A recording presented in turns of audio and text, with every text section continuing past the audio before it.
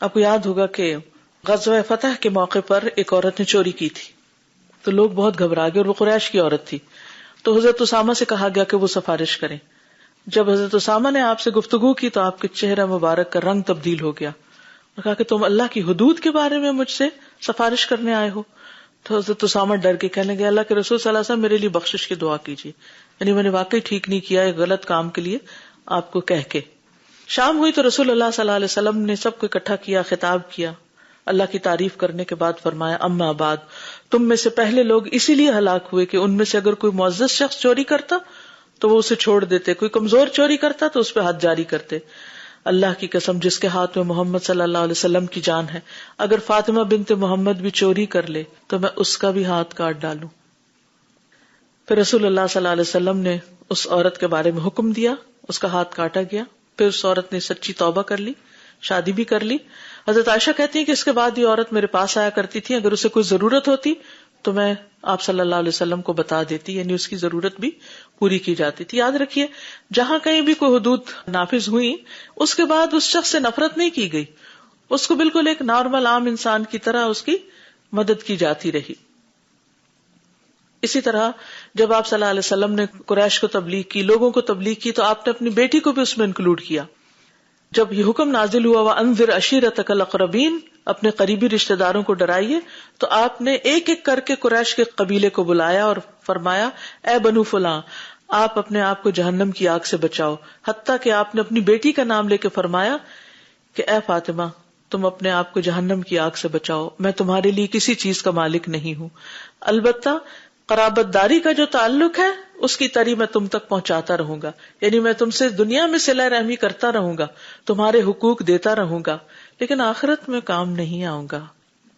ایک اور روایت میں آتا ہے، اے فاطمہ بنت محمد، تم سب اپنی جانوں کو اللہ سے خرید لو، کیونکہ میں اللہ کی طرف سے تمہارے لیے کسی چیز کا اختیار نہیں رکھتا. لا املک لکم من اللہ شیئا سلانی من مالی ما شئتم، البتہ تم دونوں جو چاہو مجھ سے میرے مال میں سے مانگ سکتے ہو. پھر اسی طرح آپ صلی اللہ علیہ وسلم نے ان کو صبح شام کی دعاؤں میں سے بھی سکھایا.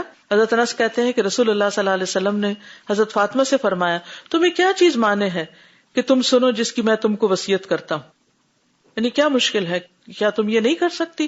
تم صبح شام یہ دعا پڑھا کرو، یا حی یا قیوم برحمتک استغیث اصلح لی شأنی کلہ ولا تکلنی الی نفسی طرفۃ عین. پھر اسی طرح نبی صلی اللہ علیہ وسلم نے وفات کے وقت ان کو 2 باتیں بتائی تھی، اور وہ 2 باتیں کیا تھی؟ ایک تو یہ کہ میں اب دنیا سے جانے والا ہوں، اور پھر آپ نے فرمایا اس لیے تم اللہ کا تقوی اختیار کرتے ہوئے صبر کرنا، اور پھر آپ نے یہ فرمایا کہ تم سب سے پہلے مجھ سے آ کر ملو گی، اور یہ بھی آتا ہے کہ تم مومن عورتوں کی سردار ہوگی. تو حضرت فاطمہ جو ہیں وہ ہنس پڑی. بحیثیت بیٹی کے حضرت فاطمہ رضی اللہ تعالیٰ عنہ کے کردار بہت ہی خوبصورت ہے. ایک تو یہ کہ اپنے والد سے بہت مشابہ بھی تھی. حضرت عائشہ کہتی ہے کہ میں نے عادات، چال چلن، بات چیت میں رسول اللہ صلی اللہ علیہ وسلم سے سب سے زیادہ مشابہ فاطمہ کرم اللہ وجہہا کو پایا. یہ روایت سنن ابی داؤد کی. ایک اور روایت میں وہ کہتی ہیں، صحیح الادب المفرد کی روایت ہے، کہتی ہے کہ میں نے لوگوں میں سے کسی کو نہیں دیکھا جو نبی صلی اللہ علیہ وسلم سے کلام میں، بات چیت میں اور بیٹھنے میں فاطمہ رضی اللہ عنہا سے زیادہ مشابہ ہو. پھر اسی طرح اپنے والد سے بھی حیا کرتی تھی. حضرت انس سے مروی ہے کہ نبی صلی اللہ علیہ وسلم حضرت فاطمہ کے پاس سے غلام لے کر آئے جو آپ نے انہیں ہبہ کیا تھا. یعنی ایک وقت میں آپ نے غلام نہیں دیا، ایک اور وقت میں آپ نے دیا. اس وقت کیوں نہیں دیا تھا اور اب کیوں دیا؟ اس وقت کیوں نہیں دیا تھا؟ دوسرے لوگ زیادہ مستحق تھے تو آپ نے ان کو ترجیح دی. وَيُؤْثِرُونَ عَلَىٰ أَنفُسِهِمْ وَلَوْ كَانَ بِهِمْ خَصَاصَةٌ. اور اس وقت میں آپ کے پاس وسعت تھی، آپ نے ان کو دیا. جب آپ ان کو لے کر ان کے پاس گئے تو ان کے پاس ایک کپڑا تھا، سر ڈھانپتی تو پاؤں تک نہیں پہنچتا تھا، پاؤں پہ ڈالتی تو سر پہ نہیں پہنچتا تھا. تو نبی صلی اللہ علیہ وسلم نے ان کی پریشانی دیکھی کہ یہ اسٹرگل میں ہے، تو آپ نے فرمایا کوئی حرج نہیں، کیونکہ یہاں تمہارا باپ اور تمہارا غلام ہے. اس سے یہ پتہ چلتا ہے کہ اگر باپ کے سامنے سر کھلا ہو تو کوئی حرج نہیں، لیکن بہرحال مومن عورت کے لیے حیا اچھی ہے. یعنی حیا کی صفت کے طور پر اگر آپ ادب کے تقاضے میں اپنے آپ کو اچھی طرح ڈھانک کر جائیں تو اور بات ہے، لیکن اگر کبھی سر کھلا بھی ہو تو اس میں حرج نہیں ہے. پھر اسی طرح آپ صلی اللہ علیہ وسلم کے کھانے کی بھی فکر کرتی. ایک مرتبہ آپ کے سامنے جو کی روٹی کا ٹکڑا پیش کیا تو آپ نے فرمایا یہ پہلا کھانا ہے جو تمہارے والد 3 دن بعد کھا رہے ہیں، یعنی کھانے کی چیز. باقی کو کھجور پانی وغیرہ تو لیتے ہی ہوں گے، لیکن روٹی جو ہے وہ 3 دن کے بعد کھا رہے ہیں.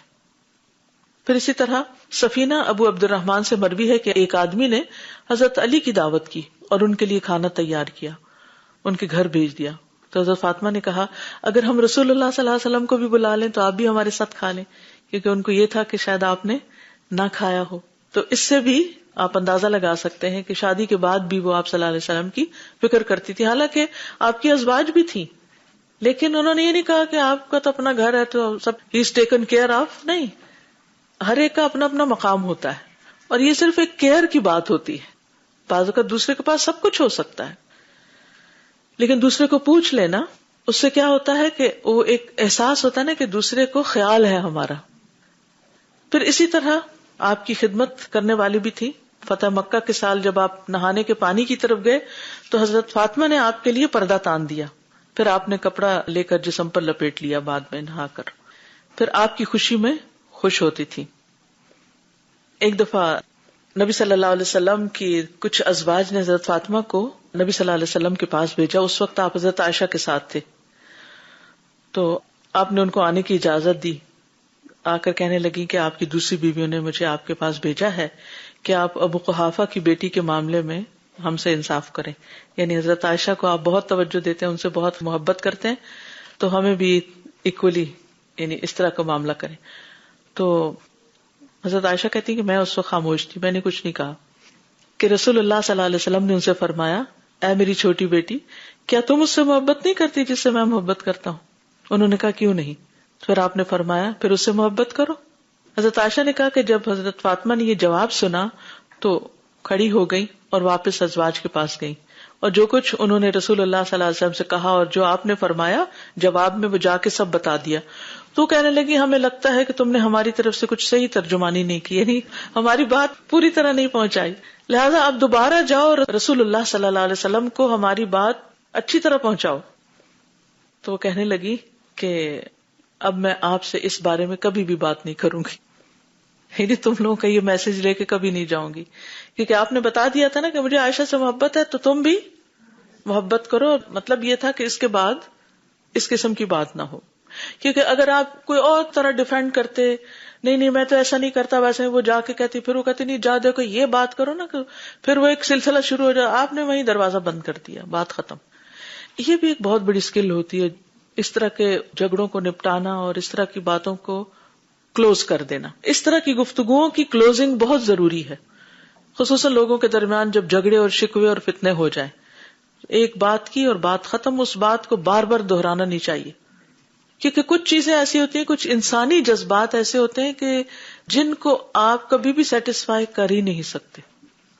کچھ لوگوں کے شکوے ایسے ہو سکتے ہیں، کسی کی کوئی ناراضگی ایسی ہو سکتی، کسی کی غلط فہمی ایسی ہو سکتی ہے، آپ اس کو جتنی دفعہ بھی بتائیں گے تو اس کے بعد دوبارہ کیا ہوگا، پھر بات وہیں کی وہیں. تو پھر کیا کرنا چاہیے؟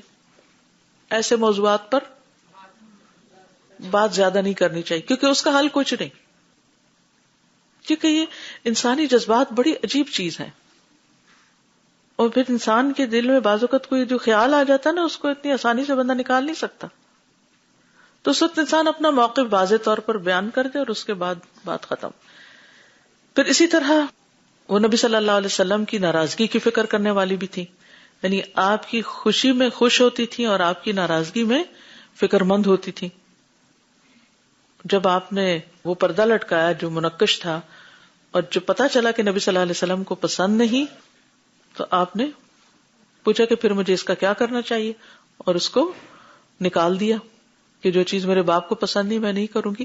اور آپ صرف باپ نہیں تھے، آپ اللہ کے رسول بھی تھے صلی اللہ علیہ وسلم. پھر اسی طرح نبی صلی اللہ علیہ وسلم کے جو دشمن تھے، ان کی جو سازشیں تھیں ان پر پریشان بھی ہوتی تھی. ابن عباس کہتے ہیں کہ قریشیوں کے اشراف حتیم میں جمع ہوئے اور انہوں نے لات اور عزا اور تیسرا جو منات تھا اور نائلہ اور اساف کے نام پر معاہدہ باندھا، جیسے ہم اللہ کے نام پر کرتے ہیں بتوں کے نام پر. اگر ہم نے محمد صلی اللہ علیہ وسلم کو دیکھا تو یہ اخبارگی ان پہ ٹوٹ پڑیں گے اور قتل کیے بغیر پیچھے نہیں ہٹیں گے.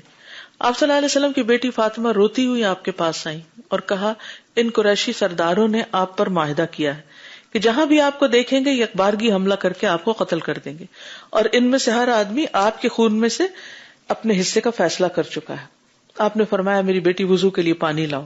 اب آپ دیکھیے، جب آپ نے سنا کہ لوگ میرے خلاف سازشیں کر رہے ہیں تو کیسے مقابلہ کیا؟ آپ نے فرمایا وضو کا پانی لاؤ۔ وہ پانی لائیں، آپ نے وضو کیا اور آپ مسجد میں چلے گئے۔ جب انہوں نے آپ کو دیکھا، یعنی جو وہ سازشی تھے، تو انہوں نے اپنی آنکھوں کو جھکا لیا، سروں کو جھکا لیا، اپنی جگہوں پہ ٹک کر کھڑے ہو گئے۔ کسی نے آپ کی طرف نہیں دیکھا، کوئی آپ کی طرف لپک نہ سکا۔ تو رسول اللہ صلی اللہ علیہ وسلم ان کی طرف گئے، یہاں تک کہ ان کے سر پہ کھڑے ہو گئے، پھر مٹھی میں مٹی بھری اور آپ نے اس طرح پھینکی اور فرمایا شاہت الوجوہ، تو ان کے چہرے بھدے ہو گئے، اور جس جس شخص کے چہرے پر وہ مٹی لگی تھی بدر کے دن وہ سب قتل ہو گئے تھے۔ تو بہرحال اس میں ایک بہت اہم سبق ہے، اور وہ یہ کہ جب آپ کو پتہ چلے کہ کوئی شخص آپ کے خلاف بہت کچھ کر رہا ہے اور آپ کو نقصان پہنچانے والا ہے تو کیا کرو، وَاسْتَعِینُوا بِالصَّبْرِ وَالصَّلَاةِ۔ آپ کو یاد ہوگا کہ بچپن میں بھی جب یہ چھوٹی تھی، ابھی یعنی 5 سال کی تھی جب آپ کو نبوت ملی، اور شاید 10 یا اس سے بھی کم سال کی تھی جب آپ پر اذیتوں کا دور شروع ہو گیا، تو ایک موقع پر آپ صلی اللہ علیہ وسلم کی گردن پر انہوں نے اوجھ لا کر رکھ دی تھی، اور مشرکین آپس میں یہ منظر دیکھ کر ہنسنے لگے، تو کسی نے جا کے حضرت فاطمہ کو بتا دیا۔ وہ بچی تھی ابھی، لیکن دوڑتی ہوئی آئیں۔ آپ ابھی سجدے میں تھے کیونکہ وہ اتنی بھاری اوجھ تھی کہ آپ اٹھ بھی نہیں سکتے تھے، تو آپ نے غلاظتوں کو نبی صلی اللہ علیہ وسلم سے ہٹایا، اور مشرکین کو انہوں نے برا بھلا کہا، اور پھر آپ نے نماز پوری کر کے دعا کی۔ پھر جنگ احد میں جب آپ کے دانت شہید ہوئے تھے تو حضرت فاطمہ رضی اللہ تعالی عنہا اس وقت وہاں موجود تھی، اور حضرت علی پانی بھر بھر کر لا رہے تھے، حضرت فاطمہ زخم دھو رہی تھی۔ جب دیکھا کہ خون زیادہ نکل رہا ہے اور رک نہیں رہا تو انہوں نے ایک چٹائی لی، اس کو جلا کے راکھ بنائی اور پھر اس کو زخموں پر لگایا، جس سے خون آنا بند ہو گیا۔ تب آپ دیکھیے کہ گھر کے کام کاج بھی کرتی ہیں اور جنگ میں بھی شریک ہے، پھر آپ کے رازوں کی حفاظت کرنے والی تھی۔ جب مرض الموت میں نبی صلی اللہ علیہ وسلم نے ان کو 2 باتیں بتائی تھی، تو بعد میں جب حضرت عائشہ نے پوچھا تو کہنے لگی نہیں، میں اللہ کے رسول صلی اللہ علیہ وسلم کا راز نہیں کھول سکتی، لیکن بعد میں جب آپ کا انتقال ہو گیا تو اس وقت انہوں نے بتا دیا کہ آپ صلی اللہ علیہ وسلم نے ان سے کیا کہا تھا، آپ کے کان میں جو چپکے سے کہا تھا۔ پھر اسی طرح آپ کی تکلیف پر غمزدہ ہوتی تھی۔ جب آپ کی وفات کا وقت آیا اور آپ پر نزع کا عالم تھا اور آپ کو تکلیف ہو رہی تھی تو فاطمہ کہتی تھی ہائے تکلیف۔ رسول اللہ صلی اللہ علیہ وسلم نے فرمایا اے میری چھوٹی بیٹی، تمہارے باپ پر وہ حاضر ہونے والی ہے کہ قیامت کے دن تک پہنچانے کے لیے اللہ تعالیٰ ہر ایک کو اس میں مبتلا کرتا ہے، اور وہ کیا تھا؟ موت۔ جب آپ صلی اللہ علیہ وسلم فوت ہو گئے تو نہایت غمگین ہوئی۔ کہتے ہیں کہ جب بیمار ہوئے تو آپ پر غشی طاری ہو جاتی تھی حضور صلی اللہ علیہ وسلم پر، تو فاطمہ کہتی ہیں کہ ہائے ابا جان، آپ کو کتنی بے چینی ہے۔ اس پر آپ نے ان سے فرمایا کہ آج کے بعد تمہارے باپ کی یہ بے چینی باقی نہیں رہے گی۔ جب وفات ہوگی تو کہتی ہیں ہائے ابا جان، آپ اپنے رب کے بلانے پر چلے گئے، ہائے ابا جان، آپ جنت الفردوس میں اپنے مقام پر چلے گئے، ہائے ابا جان۔ ہم جبریل کو آپ کی وفات کی خبر سناتے ہیں۔ پھر آپ دفن کر دیے گئے تو فاطمہ کہنے لگی اے انس، تمہارے دل رسول اللہ صلی اللہ علیہ وسلم کی نعش پر مٹی ڈالنے کے لیے کس طرح تیار ہوئے؟ کس دل سے تم نے آپ پر مٹی ڈالی ہے؟ یعنی اس سے پتہ چلتا ہے کہ کس قدر آپ سے محبت کرنے والی تھی۔ یعنی بیماری میں بھی غمزدہ ہے، وفات پر بھی، تکلیف پر بھی، پھر اس کے بعد جب وفات ہو گئی ہے، پھر جب آپ دفن ہو گئے ہیں، تو ان سارے مواقع پر آپ نہایت غمزدہ تھی۔ تو یہ ایک بیٹی کے کردار میں، ایک بیٹی کی حیثیت سے جو باپ کے ساتھ ایک محبت ہے، اس کا عملی نمونہ ہے۔ اسی طرح بحیثیت بیوی بھی بہت زبردست خاتون تھی۔ حضرت علی نے جب نکاح کا پیغام دیا تو آپ نے فرمایا کہ علی وہ تمہاری ہی ہیں، بشرطے کہ اس کے ساتھ حسن سلوک سے پیش آؤ۔ جس سے پتہ چلتا ہے کہ رشتے کے موقع پر والد حسن سلوک کی بات کر سکتے ہیں۔ نبی صلی اللہ علیہ وسلم نے آپ کو جہیز بھی دیا تھا، جس کی پیچھے تفصیل ہو چکی ہے۔ تکیہ تھا اور روئے دار کپڑے تھے، مشکیزہ تھا، مٹکے تھے، وغیرہ وغیرہ۔ نبی صلی اللہ علیہ وسلم نے حضرت علی کو ترغیب دی کہ وہ حضرت فاطمہ کو ہدیہ دیں۔ جب وہ شادی کے بعد حضرت علی نے ان کے پاس جانا چاہا تو آپ نے ان کو روک لیا اور کہا کہ پہلے کوئی چیز پیش کرو۔ اور انہوں نے کہا کہ اللہ کے رسول صلی اللہ علیہ وسلم میرے پاس کوئی چیز نہیں. آپ نے فرمایا اپنی زرہ ہی دے دو. چنانچہ انہوں نے اپنی زرہ ان کو دے دی. پھر ان کے پاس گئے. تو اس سے یہ بھی پتہ چلتا ہے کہ شادی کے موقع پر ہسبینڈ کو وائف کو کچھ نہ کچھ گفٹ دینا چاہیے. یہ گفٹ اگر مہر کے علاوہ ہے اور اللہ نہ کرے کہ کبھی بعد میں کوئی ناراضگی ہوتی ہے تو یہ نہیں کہ اس کو واپس لیا جائے, کیونکہ تحفہ دے کر واپس نہیں لیا جاتا. اسی طرح جب ابو جہل کی بیٹی کا رشتہ آیا تو آپ صلی اللہ علیہ وسلم حضرت علی سے ناراض ہوئے اور کہا کہ فاطمہ میرے جسم کا حصہ ہے اور مجھے یہ بہت برا لگتا ہے کہ لوگ اسے آزمائش میں ڈالیں. اللہ کی قسم, اللہ کے رسول کی بیٹی اور اللہ کے دشمن کی بیٹی ایک نکاح میں جمع نہیں ہو سکتی. تو حضرت علی نے نکاح کا ارادہ چھوڑ دیا. پھر اسی طرح یہ ہے کہ اپنے شوہر کے لیے کھانا وغیرہ بھی بناتی تھی, چکی پیستی تھی اور اپنے گھر کے کام کاج خود کیا کرتی تھی. شوہر کے لیے زیب و زینت کا اہتمام بھی کرتی تھی. حتیٰ کہ حج کے موقع پر بھی جب یمن سے حضرت علی رضی اللہ عنہ قربانیاں لے کر آئے تھے تو حضرت فاطمہ کو ان لوگوں میں پایا جو حلال ہو چکے تھے.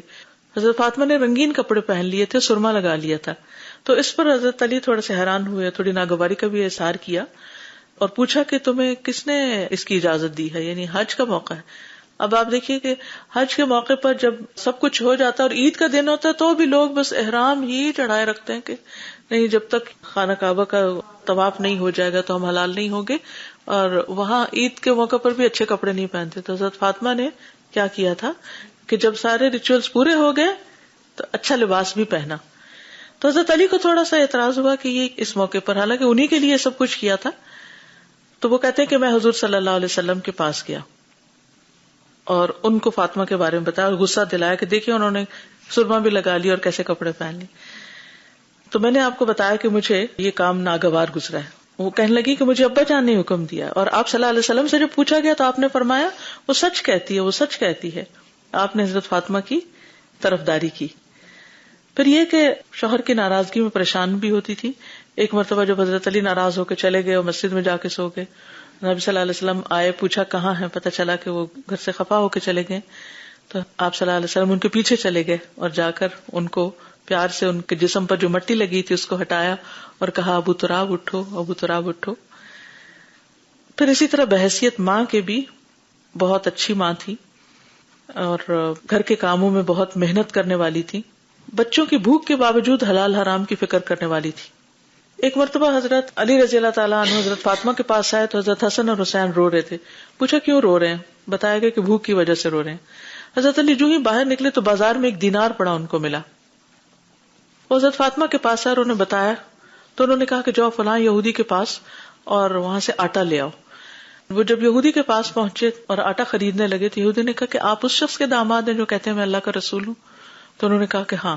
تو یہودی نے کہا اپنا دینار واپس لے لیں اور آٹا بھی لے جائیں. تو وہ دینار بھی لے آئے, آٹا بھی لے آئے. تو حضرت فاطمہ کہتی ہے کہ اچھا پھر ٹھیک ہے, یہ دینار لے کے فلاں قصاب کے پاس جائیں, وہاں سے گوشت لے آئیں. بہرحال گوشت آ گیا, پکایا گیا کھانا, اور جو دینار تھا وہ ان کے پاس گروی رکھوا دیا, کیونکہ ایک دینار تو سونے کا ہوتا ہے, سارے کا تو گوشت نہیں ہوتا, نہیں کہ رکھ لو بعد میں آہستہ آہستہ لیتے دیتے رہیں گے. اب جو ہی کھانا پک گیا اور انہوں نے نبی صلی اللہ علیہ وسلم کو بلا کے بھیجا, جب آپ تشریف لائے تو حضرت فاطمہ کہتی ہیں کہ اگر آپ اس کو حلال کہیں گے کہ جس طرح ہم نے یہ کھانا پکایا تو ہم کھائیں گے, ورنہ نہیں کھائیں گے. تو بہرحال آپ نے فرمایا کھاؤ اللہ کے نام لے کر, کیونکہ اگر ایسی کوئی چیز ہو اور اس کا اعلان کیا جائے اور نہ ملے تو اس پیسے کو استعمال کیا جا سکتا ہے. بہرحال کیونکہ یہاں پوری 100% تو ڈیٹیلز نہیں موجود, موٹی موٹی باتیں ہیں. آپ صلی اللہ علیہ وسلم نے فرمایا کہ کھاؤ اللہ کا نام لے کر. چنانچہ سب نے کھا لیا. ابھی آپ اپنی جگہ پر ہی بیٹھے ہوئے تھے کہ وہ لڑکا جس کا دینار گما تھا وہ باہر آواز لگا رہا تھا کہ میرا دینار گم گیا. تو آپ نے فرمایا علی قصاب کے پاس جاؤ اور اس سے کہو رسول اللہ صلی اللہ علیہ وسلم فرماتے ہیں کہ وہ دینار میرے یہاں بھجوا دو اور تمہارا درہم میرے ذمہ ہے, یعنی کہ باقی میں تمہیں دیتا رہوں گا. تو بہرحال وہ دینار واپس لا کر اس لڑکے کے حوالے کر دیا گیا. اللہ نے کھانا کھلانا تھا نا تو وہ ایک سبب بنا دیا. اسی طرح اپنے بچوں کو بہت صاف ستھرا رکھتی تھی. ایک دفعہ نبی صلی اللہ علیہ وسلم دن کے ایک حصے میں نکلے. حضرت ابو ہریرہ کہتے ہیں نہ آپ مجھ سے بات کر رہے تھے نہ میں آپ سے کر رہا تھا, تو آپ بنو قینقاع کے بازار میں پہنچ گئے. پھر واپس ہوئے تو حضرت فاطمہ کے گھر کے صحن میں جا کر بیٹھ گئے. فرمایا کیا کوئی ادھر بچہ ہے, کیا کوئی ادھر چھوٹا ننھا بچہ ہے؟ تو حضرت فاطمہ نے بچے کو ابھی کچھ دیر کے لیے روکا ہوا تھا کیونکہ وہ ان کو کوئی ہار پہنا رہی تھی یا ان کو نہلا رہی تھی.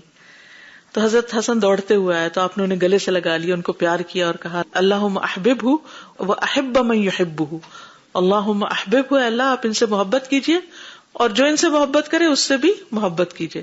تو اس واقعے سے یہ اندازہ ہوتا ہے کہ آپ اپنے بچوں کو نہلاتی دھلاتی اور ان کو ہار پہناتی اور ان کو سجاتی بناتی بھی تھی۔ تو چھوٹے بچوں کے جذبات کا خیال رکھنا چاہیے۔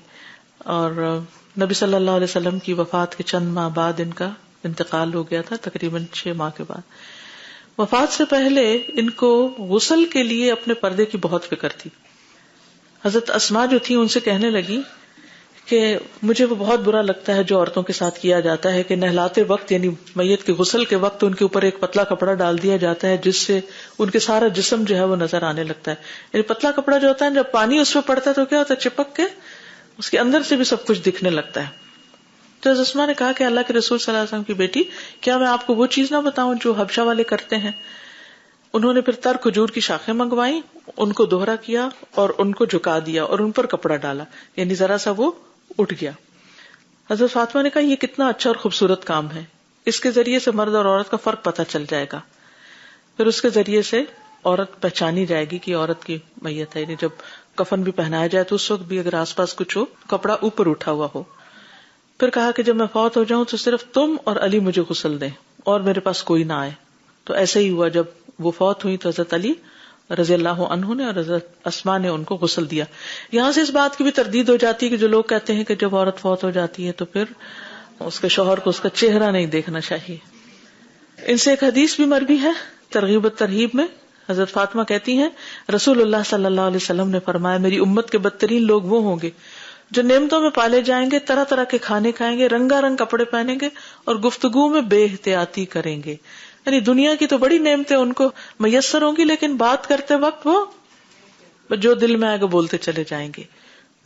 اصل میں انسان کی قدر و قیمت یا انسان کیا ہے اس کی زبان سے نکلنے والے لفظ ہی تو ڈٹرمن کرتے۔ پھر اسی طرح ایک موقع پر آپ نے فرمایا کہ فاطمہ میرا ٹکڑا ہے، جو چیز اسے پریشان کرتی ہے وہ مجھے بھی کرتی ہے اور جو چیز اسے خوش کرتی ہے وہ مجھے بھی کرتی ہے۔ قیامت کے دن سب حسب نسب منقطع ہو جائیں گے سوائے میرے نسب، رشتے، قرابت اور دامادگی کے۔ کتاب نکال لیجیے۔ حدیث 111 حدثنا ابو الولید حدثنا ابن عیینۃ عن عمرو بن دینار عن ابن ابی ملیکۃ عن المسور بن مخرمۃ ان رسول اللہ صلی اللہ علیہ وسلم قال فاطمۃ بدعۃ منی فمن اغضبها اغضبنی۔ امام بخاری کہتے ہیں ہم سے ابو الولید نے بیان کیا، کہتے ہیں کہ ہم سے سفیان بن عیینہ نے، انہوں نے عمرو بن دینار سے، انہوں نے ابن ابی ملیکہ سے، انہوں نے مسور بن مخرمہ سے کہ حضرت صلی اللہ علیہ وسلم نے فرمایا فاطمہ میرا ایک ٹکڑا ہے، جو کوئی فاطمہ کو ناحق غصہ دلائے اس نے مجھے غصہ دلایا۔ ایک اور روایت میں آتا ہے وہ میرے جسم کا ٹکڑا ہے، جو چیز اسے پریشان کرتی ہے وہ مجھے بھی پریشان کرتی ہے، اور اسی طرح جو چیز اس کے لیے تکلیف دہ ہے وہ میرے لیے بھی باعث اذیت ہے۔ تو اس سے اندازہ ہوتا ہے کہ نبی صلی اللہ علیہ وسلم نے ان کو کتنا بڑا مقام دیا، آپ کتنی زیادہ ان سے محبت کرتے تھے اور کس طرح ان کو اپنے جسم کا ٹکڑا بتاتے تھے۔ ویسے بھی اولاد جسم کا ایک حصہ ہی ہوتی ہے، لیکن حضرت فاطمہ سے آپ کو خصوصی محبت تھی۔ اللہ سبحانہ وتعالی ہمیں بھی ان کے نقش قدم پر چلنے کی توفیق دے۔ کوئی ایک آدھ بات آپ کہنا چاہیں جو آپ نے ان کے حالات سے سیکھا، اور مجھے امید ہے آپ نے اہم باتیں تو نوٹ کر ہی لی ہوگی، کیونکہ جنت کی عورتوں کی سردار ہیں۔ اگر ہم جنت میں جانا چاہتے ہیں تو ہمیں بھی ان کے طریقے پر چلنا ہوگا۔ تو عمومی طور پر جو چیز ہمارے سامنے آتی ہے وہ کیا ہے؟ بہترین مسلمان تھی، نبی صلی اللہ علیہ وسلم کا ساتھ انہوں نے دیا، آپ کے دین کے راستے میں آنے والی مشقتوں میں، غزوات میں شریک ہوئی، غزوہ احد میں شریک ہوئی، اسی طرح بہترین بیٹی، بہترین ماں، بہترین بیوی تھی، اور نبی صلی اللہ علیہ وسلم کی محبوب ترین بیٹی تھی، اور فصاحت و بلاغت یعنی زبردست زبان جانتی تھی۔ کچھ کہنا چاہیں؟ جی السلام علیکم ورحمۃ اللہ۔ استاذہ آپ نے جیسے کہا کہ ان کی نیچرل زندگی تھی کہ ہر رشتے کو اس کا حق دے رہی ہیں، اور جیسے کہ شوہر نے ابھی کہہ دیا کہ تم نے سرما کیوں لگایا اور کپڑے کیوں ایسے پہنے، یعنی کہ یہ باتیں ان کی زندگیوں میں ہوتی تھی، لیکن وہ پھر بھی اپنے رشتوں کے حق نبھایا کرتی تھی، یعنی کہ اسی کو زندگی کا محور بنا لی اور ساری چیزیں ضائع ہو گئی. جی یعنی یہ نہیں کیا انہوں نے کہ وہ موڈ آف کر لیں کہ میں نے تو آپ کے لیے کپڑے پہنے تھے اور آپ ہی نے میرے پہ اعتراض کر دیا، اور نہیں، ایسا کچھ نہیں، بلکہ حضرت علی نے جا کے پوچھ لیا اور نبی صلی اللہ علیہ وسلم نے دفاع کر دیا، بات ختم ہو گئی. جی اللہ کے محبوب نبی کے بیٹی ہوتے ہوئے کتنی سادگی کی زندگی. جیسے آج کل ایک سٹیٹس مل جائے، ان کے بچے کیسے کیسے لگژری میں جیتے ہیں اور کیا کیا باہر جا کے سب کچھ اپنانا چاہتے ہیں نا، بول کے کہ میں اس کی بیٹی ہوں، اس کی بیٹی ہوں. لیکن اس کا نقصان کیا ہوتا ہے، پھر وہ بچے آگے نہیں بڑھ سکتے. استاذہ وہ اپنی وفات کے بارے میں سن کے خوش ہوتی ہے. جی اگر ہمارے والد والدین ایسی کوئی بات کرے تو ہمارا حال کیا ہوگا؟ بالکل. اس سے ان کا تقویٰ اور محبت دونوں ظاہر ہوتی ہے. بالکل. السلام علیکم. وعلیکم السلام. میں اتنا کہنا چاہ رہی تھی کہ میں اس قدر حیران ہو رہی تھی اس بات سے کہ کس قدر کھانے کی کمی، یعنی فاقہ زدگی ایک دم، اور اتنی بری حالت اور اتنی محنت اس کے اوپر، اور اس کے باوجود آپ دیکھیں کہ ان کی زندگی کتنی بھرپور ہے. Yes. ہم گھر کے کام نہیں سمیٹ سکتے، اسکول نہیں سمیٹ سکتے، وہ یہ گھر، بچے، رسول اللہ صلی اللہ علیہ وسلم کی حفاظت، ان کے انٹرسٹ کا لک آفٹر، اور پھر جنگیں. یہ وہاں بھی پانی پلا رہی ہوتی تھیں اور سارے کام کر رہی ہوتی تھیں. تو یہ سوچنے پہ انسان مجبور ہوتا ہے کہ کیا چیز ہے جس نے ان کو اتنا چلا کے رکھا. ایک ایمان ان کا، اور دوسرے ان کا بلند پایا، ان کا جو اعزاز ہے. اور اس کے بعد میں سوچتی کہ جب آپ بتا رہی تھیں کہ نماز سے کتنی ریلیکسیشن ہوتی ہے، اور تو مجھے یہ خیال آ رہا تھا کہ یہی وہ کنجی ہے، کیونکہ اسی سے آپ کتنا بھی اسٹریچ کر لیں، کوئی ریلیکسیشن اتنی نہیں ہوتی، وہ بہت مومنٹری ہوتی ہے. لیکن اس کے ساتھ کیونکہ باقی چیزیں ہوتی ہیں اس کے اندر، کہ کیسا پانی ہے جس سے منہ دھل رہا ہے تو گناہ بھی دھل رہے ہیں، تو اس وجہ سے نماز کو ہی توجہ دینی چاہیے سب سے پہلے. جزاک اللہ خیر. ہمارا حال یہ ہوتا ہے کہ سارے کاموں میں ہم نماز ہی سب سے جلدی اور بس سر سے اتارنے والی کرتے ہیں. نتیجہ کیا ہوتا ہے کہ وہ پھر دوبارہ کاموں میں لگ جاتے ہیں، اور اس طرح نہ اس کا حق ادا نہ اس کا حق. I was thinking she saw her father face so much adversity, persecution, and she witnessed that, and that's very difficult for a child to see. And yet she didn't allow that to disable her and become a part of her, that I have grown up under persecution, my father was persecuted, this is what a difficult life we've had. She stayed positive despite that. And we see now many people, unfortunately, there are problems in many Muslim homes. So it's an example for us that you can rise beyond that and still be positive. Yes. جی استاذہ، مجھے پوچھنا تھا کہ حضرت محسن کے بارے میں ہمیں کچھ نہیں معلوم. شاید وہ چھوٹے ہی فوت ہو گئے، ہمیں بھی معلوم نہیں ہوتا کچھ، لیکن ان کا نام ملتا ہے. اوکے. سبحانک اللہم و بحمدک، اشہد ان لا الہ الا انت، استغفرک و اتوب الیک. السلام علیکم و رحمۃ اللہ وبرکاتہ.